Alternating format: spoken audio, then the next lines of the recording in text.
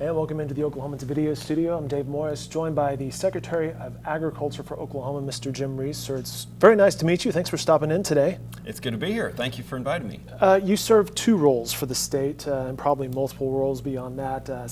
Secretary of Agriculture for the state, but then also concurrently as Commissioner of the State Department of Agriculture.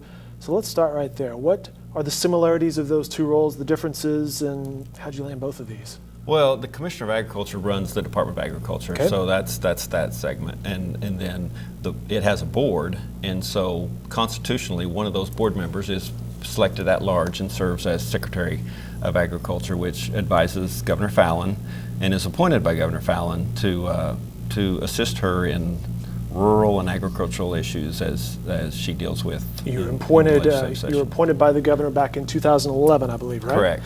And how has that gone so far? Well, it's been great. It really has been an enjoyable time. You know, I've frankly loved all my jobs. So, you know, it's dealing with a lot of people. You get to deal with, pecan growers, alfalfa growers, wheat growers, corn growers, soybean growers, cattle industry, sheep, goats. I mean, it's the whole gamut, and it's a pleasure, and it's the finest people in the world, as you know.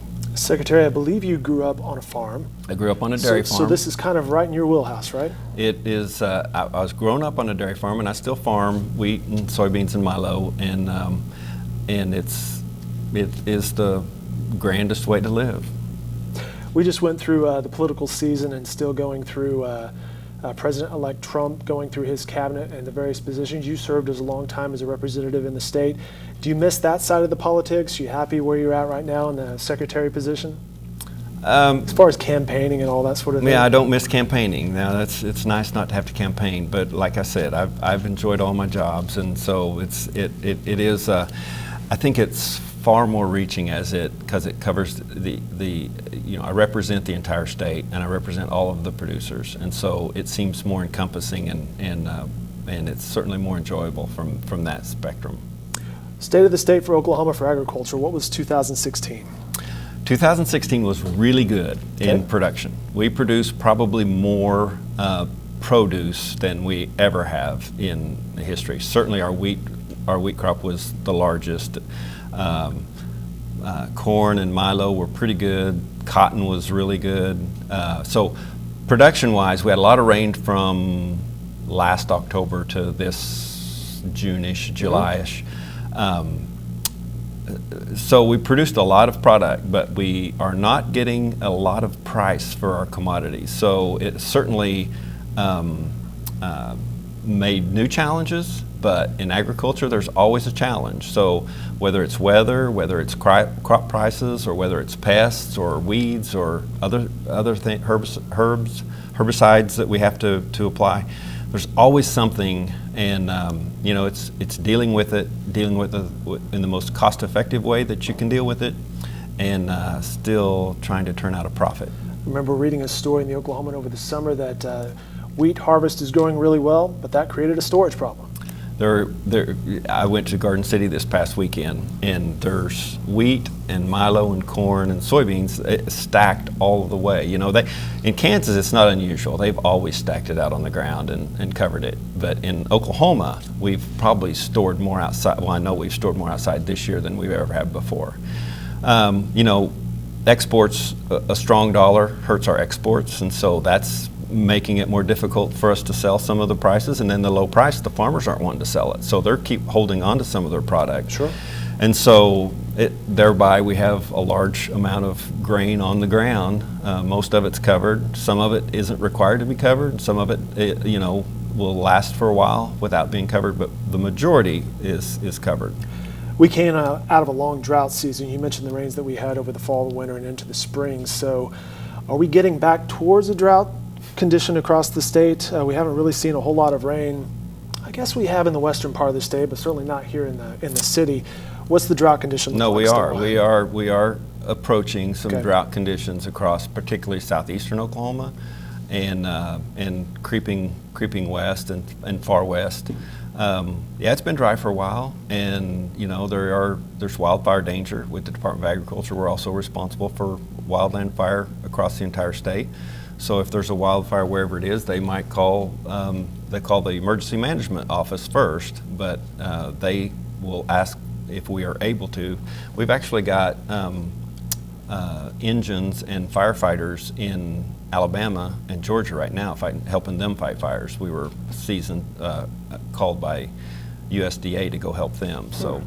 So you know, we try to help where we can, and if things turn bad in Oklahoma, we'll have to call them back. I was looking at another release from your department about planning ahead. You mentioned the wildfires, but you guys plan ahead for animal emergencies, such if there is a wildfire, suddenly, hey, there may be cattle headed your way. Stuff that I wouldn't have thought of, but you guys are planning it. Exactly, we do have to plan for that, and there's actually a private sector large animal response. If you remember the fire up by Lazy E, they had to go save some horses, and they mobilized a lot of trailers and went and got the horses out of the way of the fire real quickly.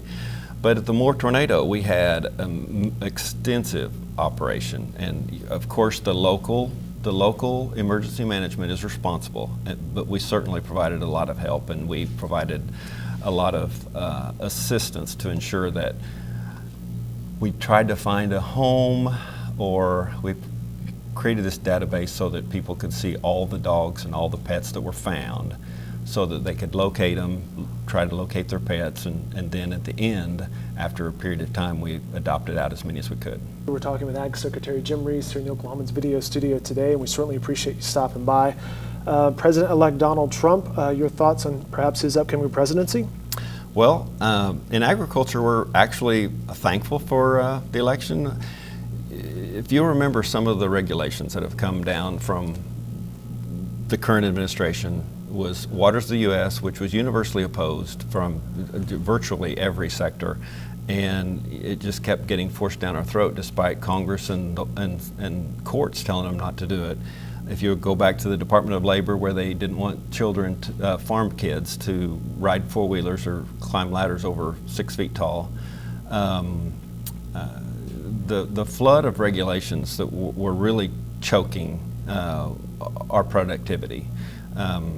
The lowering the ozone level would require us, if we were to go as far as California did, we'd be required to buy new engines for all of our machinery, and they have to have different engines to run in the California area. So we're thankful that that hopefully there'll be a holiday for regulations, at least at some level, and have less regulations for us to comply with, and new regulations. I mean, we do the best we can with the things the tools that we have, and to try to make Oklahoma a better place to live. We actually regulate a lot of agriculture, and the reason we do it is because we do not want negative stories about agriculture. We want, we never want to be sitting here Sure. explaining that we did something bad. So we try to get in front of it and try to make every story about agriculture positive, because that's in the best interest of the state, and it's in the best interest of our industry. I believe you were named to Trump's Agriculture Advisory Council back in October. How is that? Is that still? I'll tell you, it's interesting. Okay. I've been invited to serve on a number of things where they use your name, and then that's the end of it. This actually it's been the most active committee that I've been on in a political sector. We had several conference calls. They let everybody on the phone call make comments and on areas that they thought were important. And what was your input? Rural broadband. Okay. Rural broadband. I did. You see that as a big issue in Oklahoma? I think that rural Oklahoma needs to have access to to internet service. I think that technology eventually is going to be off a satellite service. They can drive my tractor. They can drive my tractor within an inch, but I can't get decent internet service. So there's something that technology is going to solve for us. And I brought that up on a conference call. One of the policy advisor, actually, President Trump policy advisor, said he has satellite internet. So I emailed him and said, what do you have? How much does it cost? And are you happy with it? He said, no, I'm not happy with it. This is who I'll get it from, and this is what I pay. And he said, I'll add it to the agenda. Now, I didn't see it in the rest of the campaign, but I think it's something that they, as a policy, that they support. And so, it's kind of fun to be a part of that.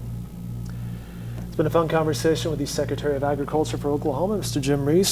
Sir, thanks for stopping by. We appreciate it. Let me ask you one more question. What do you see for Oklahoma and your department looking ahead to next year?